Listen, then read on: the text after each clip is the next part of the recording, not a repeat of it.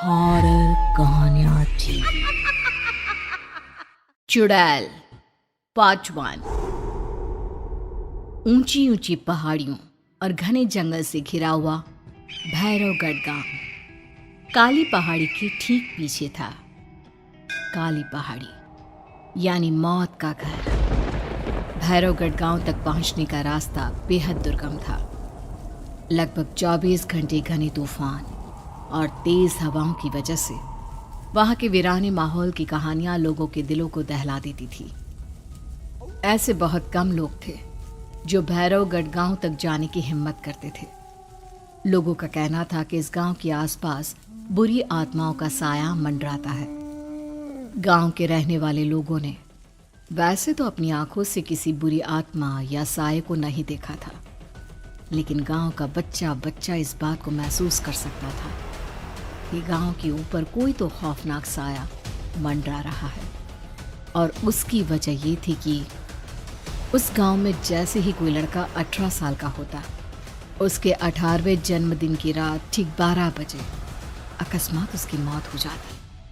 हर बार ये मौतें बड़े ही रहस्यमयी ढंग से होती और इस बार सरपंच सुमेर के बेटे को 18 साल होने में अब बस 15 दिन बाकी थे। अजी सुनते हैं, हमारा बेटा भी कुछ दिन बाद 18 साल का हो जाएगा।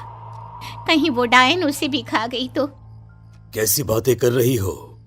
जब वो इस गांव में ही नहीं है तो कोई भी डायन या बुरा साया उसका कैसे कुछ बिगाड़ सकता है?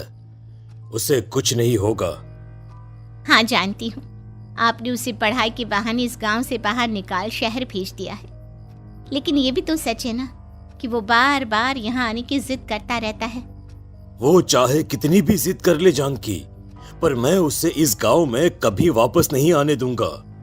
मैं नहीं चाहता कि गांव के दूसरे लड़कों की तरह मेरे बेटे की भी अजीबोगरीब ढंग से मौत हो जाए। कभी कभी तो लगता है कि हम सब गांव वालों को हिम्मत करके अपने गांव को इस बुरी आत्मा से छुड़वा लेना चाहिए। लेकिन कौन जानता है आखिर वो खतरनाक साया किसका है? वो काली आत्मा कौन है जो रातों रात हमारे गांव के लड़कों को निगल जाती है? सुमेर और जानकी जब ये सारी बातें कर रहे थे तब रात के लगभग 10 बज चुके थे और हर रात की तरह भैरवगढ़ गांव एक भयानक काले तूफान की आगोश में था। बाहर चल रही तेज हवाएं और बारिश के बीच कभी कभी ऐसा लगता जैसे कोई बुरी तरह से चीख रहा है। किसी के तड़पने और चीखने की आवाजें गांव के कानों में बार बार टकराती, पर वहां रहने वाले किसी भी औरत या आदमी के अंदर इतना साहस नहीं था कि वो अपने घर से बाहर कदम रख के उन आवाजों तक पहुंच सके। सो जाओ जानकी और घर के खिड़की दरवाजे कसकर बंद कर दो। अब जानकी सब खिड़कियां ठीक से बंद करने ही लगती है कि तभी उसे अपने घर के दरवाजे पर जोर जोर से खटखटाने की आवाजें सुनाई देती है।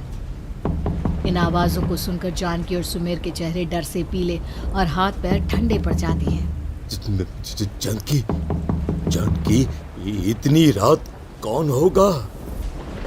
पता नहीं, ऐसा लग रहा है कोई बुरी तरह से दरवाजा खटखटा रहा है।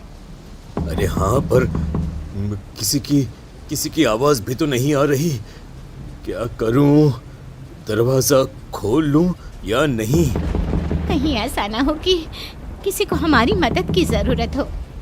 लड़खड़ाते कदमों से सुमेर दरवाजे के करीब जाता है और अपने कान को दरवाजे पर रख धीरे से आवाज देते हुए पूछता है, कौन कौन है?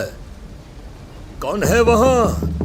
तभी एक बेहद डराने वाली आवाज उसके कानों से टकराती है। दरवाजा खोलो, दरवाजा खोलो, वरना आज की रात इस गांव में कोई जिंदा नहीं बचेगा। मैं जानती हूँ तुम्हारा बेटा 18 साल का होने वाला है।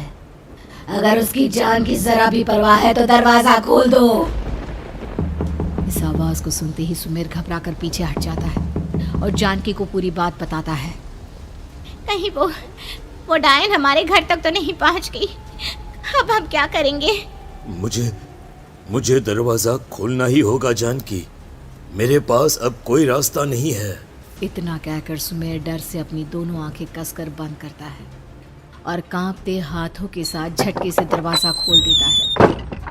तभी किसी के जोर से हंसने की आवाज़ सुमेर और जानकी को सुनाई देती है। उस आवाज़ को सुन दोनों दरवाजे की तरफ देखते हैं और सामने अपने बेटे राहुल को खड़ा देख दंग रह जाते हैं। राहुल के हाथ में उसका मोबाइल होता है जिसमें से वो आवाज़ बज रही थी। ये क्या मजाक है? और तू यहाँ, तुझे मना किया था ना गांव में आने को, समझ में नहीं आता क्या? 18 साल का होने वाला है तू।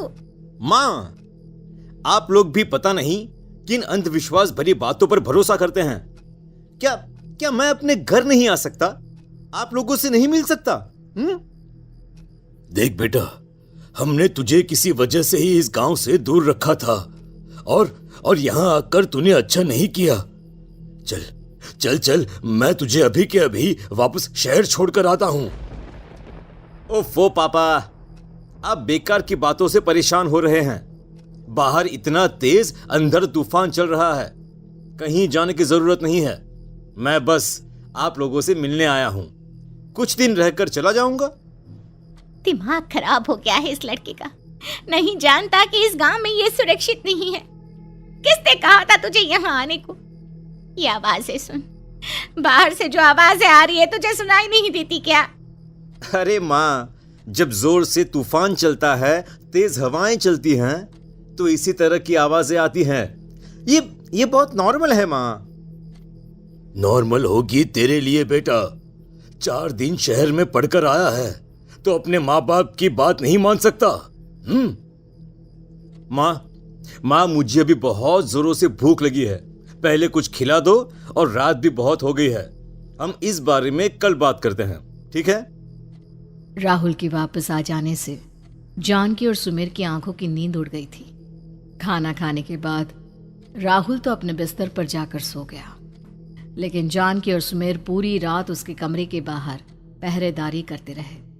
उन्हें पल पल इसी बात का डर था कि कहीं उनके बेटे को कुछ हो ना जाए। रात बीतती है, सुबह का सूरज निकलता है। अब जैसे ही वो राहुल को नींद से जागते देखते हैं तो उन दोनों के दिल को सुकून मिलता है। अरे माँ, पापा, आप अभी तक यहीं बैठे हैं? क्या पूरी रात सोए नहीं? जिनकी जवान बेटी की जान को खतरा हो, उन माँ बाप को नींद नहीं आती बेटा। बेटा, अब तो वापस शहर चला जा। देखो माँ, मैं किसी जरूरी काम से इस गांव में आया हूं, और वो काम पूरा होने के बाद मैं खुद यहां से चला जाऊंगा।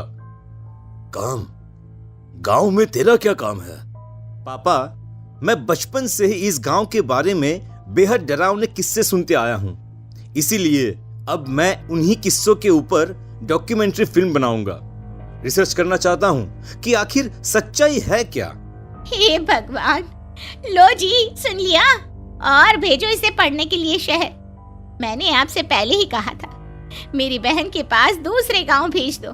ना ये शहर जाता और ना उल जुलूल की बात इसके दिमाग में आती। जानकी और सुमेर राहुल को समझाने की बहुत कोशिश करते हैं, पर वो किसी की बात नहीं सुनता और अपना कैमरा लेकर गांव की पास वाली काली पहाड़ी की तरफ निकल जाता है। अब राहुल जैसे ही काली पहाड़ी पर पहुंचता है, उसकी नजर पहाड़ी के ठीक बीचों बीच बनी एक पुरानी झोपड़ी पर पड़ती है। यहाँ भी कोई रहता है क्या? ये इंटरेस्टिंग होगा। राहुल की आवाज पहाड़ों से टकराकर उसके कानों में सुनाई दे रही थी। उसने चारों तरफ का नजारा देखकर वहां की तस्वीरें अपने कैमरे में उतारना शुरू कर दिया। तभी अचानक राहुल ने अपने कैमरे में खींची हुई तस्वीर को जूम करके देखा और उसमें उसे जो नजर आया वो देखकर राहुल की होश उड़ गए। क्या सचमुच उस गांव के ऊपर किसी बुरी आत्मा का साया था? क्या राहुल की जान बच पाएगी? क्या देखा था राहुल ने उस फोटो में जिसे देखकर वो दंग रह गया? इन सवालों के जवाब जानने के लिए देखिए इस कहानी का अगला भाग।